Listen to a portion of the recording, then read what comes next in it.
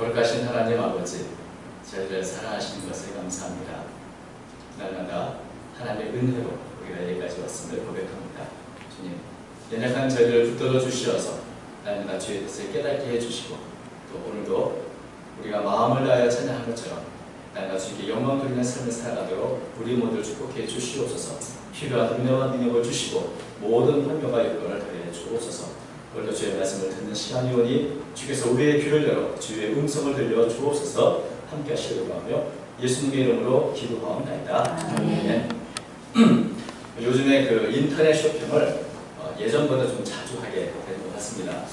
근데 어떤 물건을 살 때마다 이것을 내가 살 것인가 말 것인가, 마치 현대시 죽느냐 사느냐 이것이 문제다 이것처럼 늘 이것을 사야 되는가 말아야 되는가, 또 다른 것을 봐야 되는가, 이런 결정을 하지 못하고 고민하는 경우가 참 많이 있습니다. 저는 지난번에 노트북을 살 때 거의 일주일 넘게 이런 고민을 했습니다. 살 것인가 말 것인가. 그리고 사고 나서도 내가 잘 샀는지 또 다른 사이트를 살펴보면서 혹시라도 내가 산 물건보다 싸게 파는 곳을 발견하면 기분이 확 나빠가지고 내가 잘못 샀다 이런 생각을 하게 되고, 시간이 지나도 내가 산 물건이 여전히 최저가이면 역시 내가 잘 선택했어 이런 생각을 하게 됩니다. 나중에 이렇게 내가 산 것에 대해서 평가하다 보니까 그렇기 때문에 더 물건을 살 때 또 고민을 합니다. 내가 지금 이걸 꼭 사야 되는가. 이렇게 나처럼 결정을 못하고 이렇게 있는 분들이 의외로 많이 있어서 심적으로 이것을 결정장애, 선택장애, 더 나아가서는 햄릿증후군이라는 말을 표현되기도 합니다. 그런데 이렇게 물건을 사는 것도 우리가 참 내가 잘했나 못했나 이렇게 결정을 잘 하기 힘든데, 만약에 내 인생에 큰 영향력을 끼치는 그런 중대한 사건을 내가 결정할 때는 뭐부터 하겠습니까? 내가 내 선택이 나중에 잘못되었으면 어떻게 하지? 이런 고민을 하게 될 것입니다. 그리고 나서 두고두고 혹시 내가 잘못 선택해서 내 인생의 영향이 이렇게 했다 생각하면 그 결정에 대해 자책하고 후회하게 될지도 모릅니다.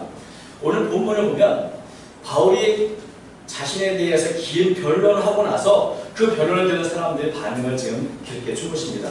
30절부터 31절 다시 한번 읽어보면, 왕과 총독과 버니게와 그 함께 앉은 사람 다 일어나서 물러가 서로 말하되, 이 사람은 사형이나 결박을 당할 만한 행위가 없다 하더라. 이에 아그리빠가 베스도에게 이르되, 이 사람이 만일 가이사에게 상수하지 아니었더라면 석방될 수 있었던 하였다.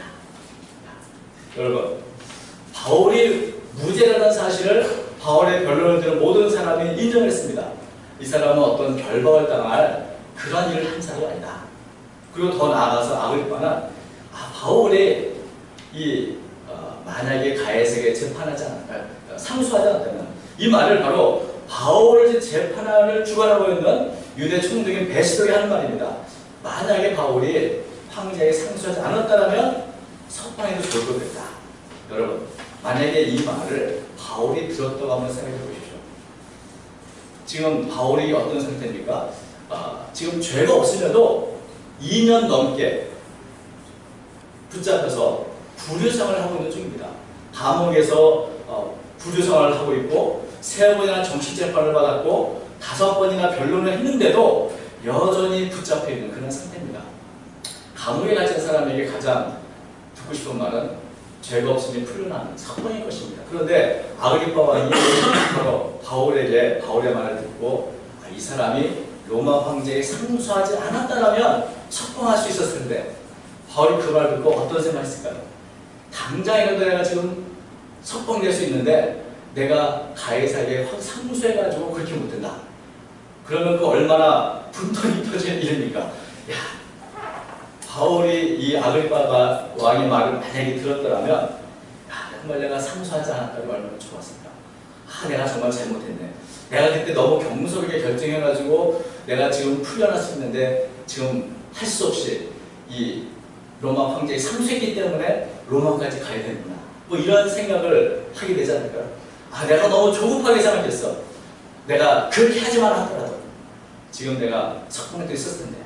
괜히 가해사에게 상처해버렸네. 뭐 이런 후회를 할지도 모릅니다. 그리고 이제 바울이 로마까지 가는 이제 황제에게 상소했기 때문에 로마까지 가 재판을 받아야 되는데 그 거리가 2200km입니다.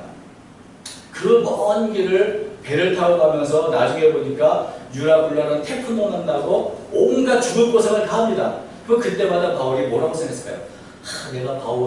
내가 황제에게 상소하지 않았더라도 이런 고생을 하지 않았을 텐데 내가 지금 이 고생하는 게 다 그때 가해사에게 상소해 그렇다. 그렇게 후회하거나 그렇게 스스로 자책하지 않겠습니까? 여러분, 정말 바울이 황제에게 상소한 것에 대해서 후회하고 자책했을까요? 저는 그렇지 않았다고 확신합니다. 흔히 역사에는 만약이란 없다 말을 합니다. 왜냐하면 역사가 이렇게 진행되는 데는 단순한 선택의 문제가 아니고 그렇게 선택할 수밖에 없는 여러 상황과 여러 요인들이 복잡하게 엉켜져 있는 겁니다. 그래서 단순히 그렇게 하지 말았으면 좋았을 텐데 라고 생각할지 모르지만 그때는 그렇게 결정할 수밖에 없는 일련의 과정이 분명히 있습니다. 그래서 만약에 우리가 그 시대로 다시 되돌아간다 하더라도 그렇게 결정할 수밖에 없는 분명한 요인들이 있는 것입니다. 여러분, 이것은 우리의 과거도 마찬가지죠. 우리의 과거에도 우리가 그렇게 선택했던 여러 요인들이 복잡하게 연결되어 있습니다. 사실 역사학이라는 것은 어떤 분은 이를테면 신라가 우리나라를 통일하지 않고 고구려가 통일했으면 얼마나 좋았을까. 만약에 고구려가 통일했다면 좋았을 텐데 이런 생각을 하지만 그냥 그 당시에 돌아가면 고구려가 아니라 신라가 통일할 수밖에 없는 그런 여건과 환경과 복잡한 요인들이 있는 것입니다. 그래서 그 요인을 분석하고 밝혀내는 것이 역사학의 한 숙제이기도 한 것입니다. 그래서 과거를 돌아볼 때 왜 이런 결정을 하고 이렇게 흘러왔는가, 그 전후좌우의 요인들, 여러 과정들, 그 복잡한 요인들을 밝혀내는 것이 역사의 한 방법, 역사의 한 과제이기도 한 것입니다. 그런 면에서 우리가 단순하게 이 모든 과정이나 당시의 모든 요인들 다 무시하고 내가 그렇게 결정하지 않았더라면 좋았을 텐데 이런 말을 하는 것은 무의미다, 무의미한 것이라 할 수 있는 것입니다. 바울도 그렇습니다. 바울이 왜 황제에게 상소를 했을까요? 그것은 단순한 바울의 선택이 아닙니다. 바울은 감옥에 갇혀서 2년 동안 구류 생활을 했고 아까도 말씀드린 것처럼 3번 정식 재판을 받았고 5번 자기 변론을 통해서 바울이 무죄라는 것은 여러 번 입증이 됐습니다. 바울을 잡았던 천부장도 바울에게 제거해서 말았고 또 유대 총독이고 재판을 주관했던 벨릭스나 베스도 역시 바울이 무죄라는 사실은 이미 다 알고 있습니다. 그럼에도 불구하고 바울을 붙잡았던 이유는 바울의 선택의 문제가 아니고 이 유대 총독들이 유대인들의 눈치를 보느라고 석방할 수 없었기 때문에 그런 것입니다. 바울은 시시때때로 자기를 죽이려고 모함하는 유대인들 사이에 있었습니다. 심지어 바울을 죽이려고 맹세하고 식음을 전폐한 그런 유대인 모임들이 있었습니다. 또 베스더가 왔을 때 자신에게 예루살렘에 와서 재판을 받게 해주면 매복했다가 바울을 죽이려는 음모도 진행하고 있었습니다. 그런 면에서 베스더가 바울에게 예루살렘에서 가서 다시 재판을 받으라는 말을 들었을 때 바울에게 선택할 수 있는 것은 하나밖에 없었습니다. 그것은 로마 시민권인 그 권리를 이용해서 로마 황제에게 상수할 수밖에 없었던 것입니다. 이것은 바울의 단순한 선택이 아니라 그렇게 자기를 보호해서 할 수밖에 없는 마지막 방법일 수밖에 없었던 것입니다.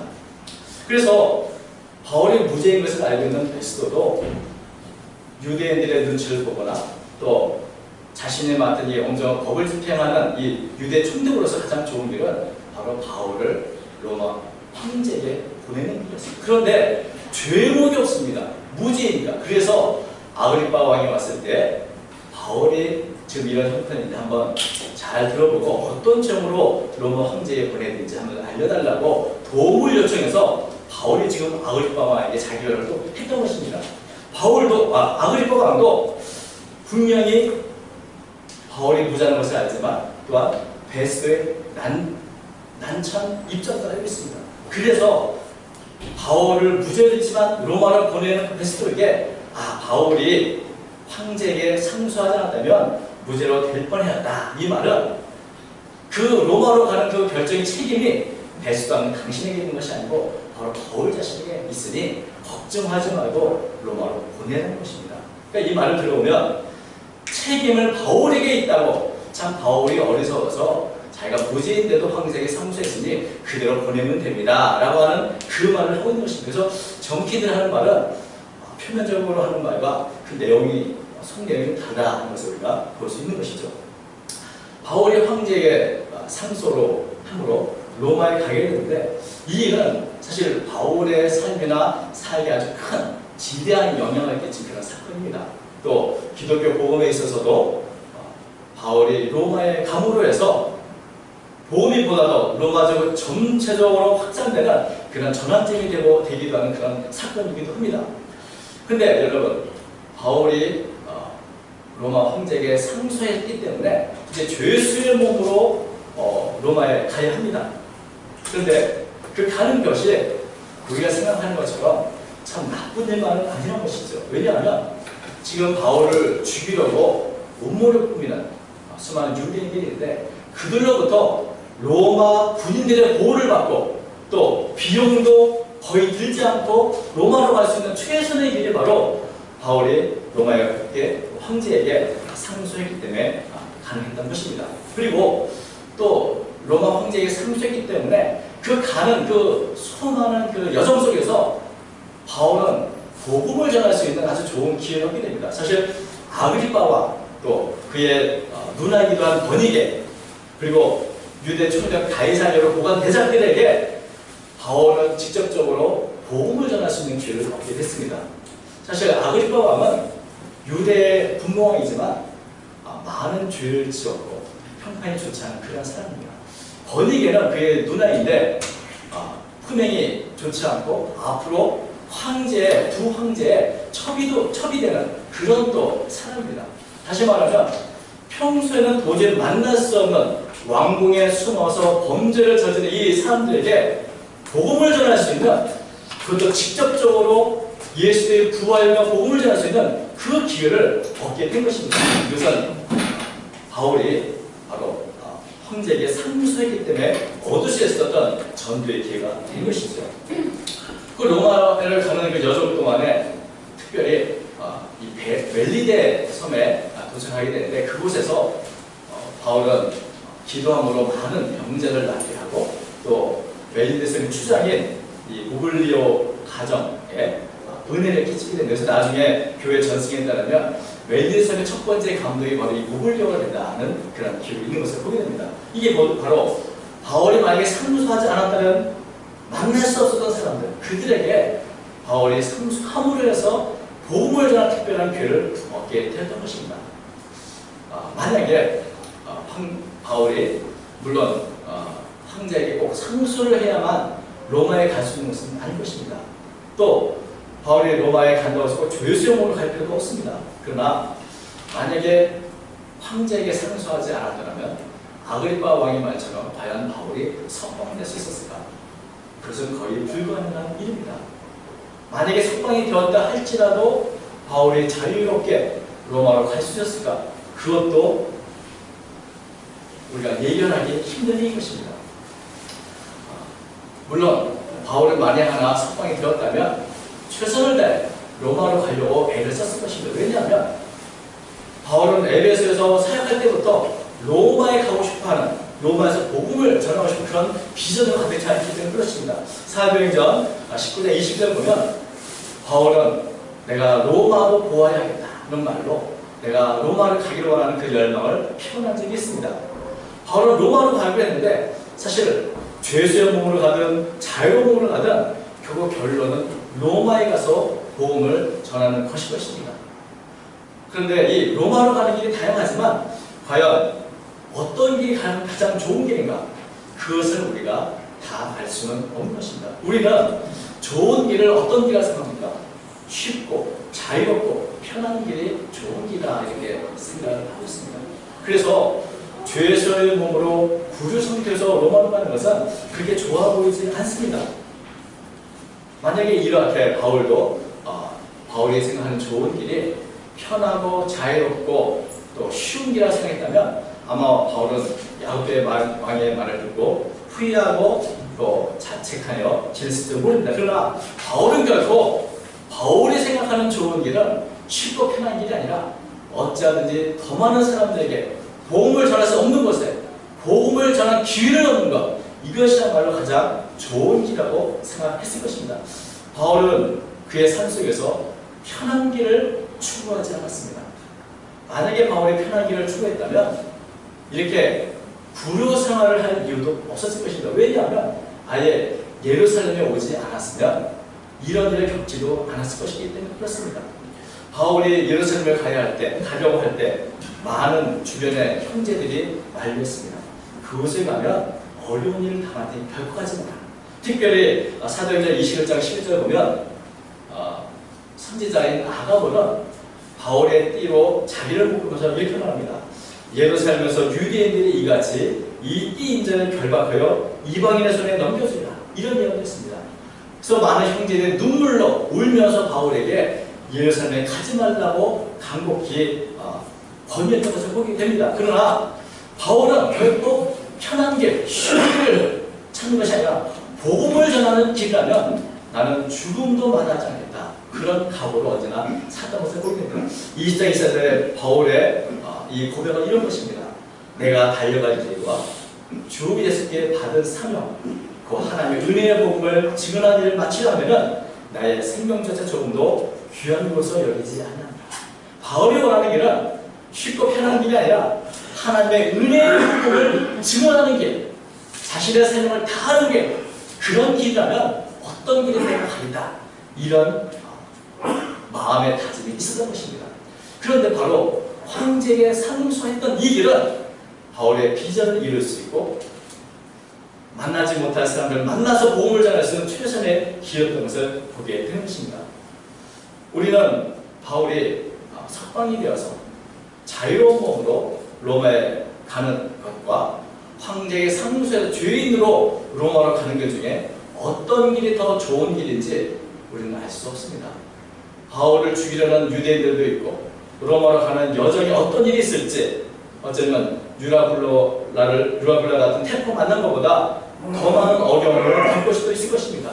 강도를 나갈 수도 있고 어떤 위험이 도사리는지 모릅니다. 그래서 죄수로 로마 군병들의 호의를 받으며 로마에 가는 것이 더 좋은 것인지 아니면 바울이 자유롭게 배를 타든 육로를 행하든 이렇게 로마로 가는 것이 더 편하고 좋은 길인지 우리는 결코 확답을 내릴 수 없는 것입니다. 그러므로 우리는 이렇게 말할 수 있습니다. 결국은 우리는 모른다. 결국은 다 똑같은 거구나. 여러분, 우리는 살면서 이것도 선택하고 저것도 선택할 수 있습니다. 때로는 우리의 선택이나 결정이 잘못된 것이 아닌가 고민을 할 때도 있습니다. 때는 내가 선택한 것이 가장 최선이 아닌 것처럼 여겨져서 자책할 때 있습니다. 그러나 물건과 같이 사소한 이 잘못된 결정을 하는 것도 참 힘든 것이지만 어떤 생각 우리의 인생을 바꾸는 그런 일을 우리가 결정한다면 때때로 우리는 이런 두려움 속에 사로잡힐 수 있을 것입니다. 그러나 여러분 걱정하지 마십시오. 왜냐하면 우리의 선택 때문에 우리가 이렇게 사는 것은 아니기 때문입니다. 우리의 인생이 단순히 우리의 선택으로 결정되는 것은 아닙니다.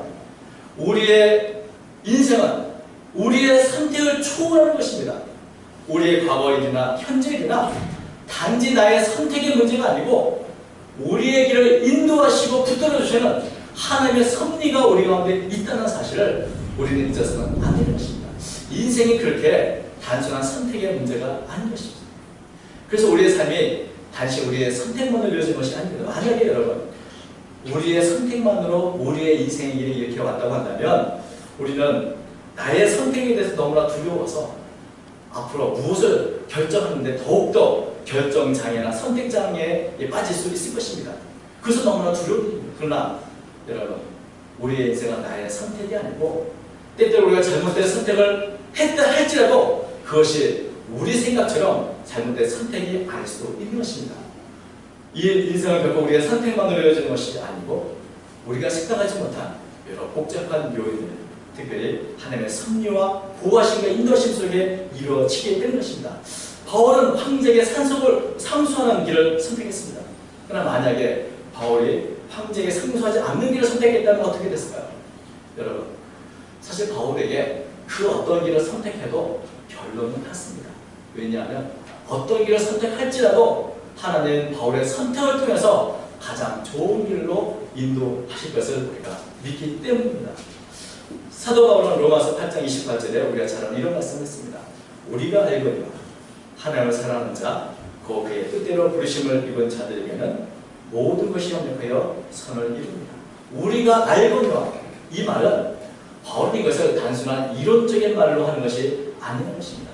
바울의 경험에서 나와서 경험을 통해서 내가 알거니와, 이것은 바로 바울의 또 다른 간증이기도 한 것입니다. 우리가 무엇을 선택하든 하나님의 뜻대로 부르심을 입은 자들, 하나님을 사랑하는 자들에게는 우리의 모든 결정거자도 다 합력해서 선을 이루게 된다. 여러분, 하나님을 사랑하는 자들에게는 하나님의 섭리가 함께 움직이고 있다는 사실을 잊지 마십시오. 때때로 우리가 잘못된 결정이나 선택을 했다고 생각하지 모르지만 그것은 잘못된 결정도 잘못된 선택도 아닙니다. 왜냐하면 어떠한 결정과 선택을 할지라도 그 가운데 하나님의 섭리가 움직여서 역동적으로 우리의 삶을 움직이셔서 가장 좋은 길로 우리를 인도하시기 때문에 그런 것입니다. 그래서 가장 중요한 것은 내가 무엇을 선택하는가, 이것이 아니고 나의 선택 가운데 하나님이 함께 하시는가. 여러분, 언제나 하나님이 우리를 인도하신다는 믿음이 우리에게 평안을 줍니다. 우리에게 기쁨을 줍니다. 때때로 내 인생이 나의 손에 달려있는 것이 아니고 하나님의 의로운 손길에 잡혀있다는 사실을 생각할 때 우리는 어떤 환경에서도 하나님을 바라보며 기뻐하고 찬양하고 평안을 누릴 수 있게 되는 것입니다. 가장 중요한 것은 하나님과 올바른 관계에 있다. 만약에 우리가 하나님과 올바른 관계에 있다면 어떤 길, 어떤 방법, 어떤 선택을 해도 그것은 가장 좋은 길이요 가장 최선의 길과 방법이 될 것입니다. 언제나 가장 좋은 길은 하나님이 함께 하시는 길입니다. 결정장애나 선택장애를 극복할 수 있는 것은 저는 하나님의 자비로우신 섭리를 믿는 것입니다. 하나님이 우리와 함께 하시기 때문에 결국 모든 것이 하나님의 뜻을 이루고 나에게는 선을 이루어 주실 것이라고 믿는다면 우리는 어떤 결정에도 후회가 없고 어떤 선택에도 우리는 자유로울 수 있는 것입니다. 중요한 것은 과거의 선택이 잘했는가 못했는가의 문제가 아니라 오늘 또 다른 선택과 결정을 앞둔 우리들이 내가 지금 하나님과 올바른 관계에 있는가, 사도 바울같이 황제에게 상수를 하든 상수하지 않든 그것이 중요한 것이 아니고 내가 하나님의 올바른 관계에 있다면 내가 선택하는 길을 통해서 하나님은 하나님의 뜻을 이루어 주실 것입니다. 하나님을 사랑하는 자에게 하나님의 섭리가 임한다. 잘못된 하나님과의 올바른 관계에 있는 자들에게 결코 잘못된 선택은 없다. 여러분, 이 말씀을 우리 마음에 새겨 놓으시기 바랍니다. 그래서 이번 주간도 하나님의 섭리와 인도를 바라보면서 하나님 안에서 기쁨과 평안을 누리시는 복된 한 주간 되시기를 주의 이름으로 축원드립니다. 그렇습니다. 하나님 아버지, 우리의 길을 친히 인도하여 주시고 붙들어 주심을 믿습니다. 우리의 인생의 길이 나의 손에 달린 것이 아니라 하나님의 선하신 손길에 있음을 믿습니다. 하나님을 사랑하는 자, 곧 그 뜻대로 부르심을 입은 자들에게 모든 것이 하나님과의 손을 이신다는 이 주의 말씀을 마음에 새기게 하여 주시고 늘 무엇을 결정하든 주님 안에서 기쁘게 평안하게 행할 수 있도록 인도해 주옵소서. 하루하루 우리가 삶을 살아갑니다. 하루하루 우리의 선택하며 결정합니다. 이 모든 일을 주님 함께 해주시고 무엇보다 늘 하나님과 올바른 관계 속에서 모든 것을 행할 수 있도록 죄를 붙들어 주옵소서. 오늘도 주님과 더 깊은 교제 속에 있도록 죄를 붙들어 주시기를, 그리고 오나올 때 모든 것을 살아계신 예수님의 이름으로 간절히 기도하옵나이다. 아멘.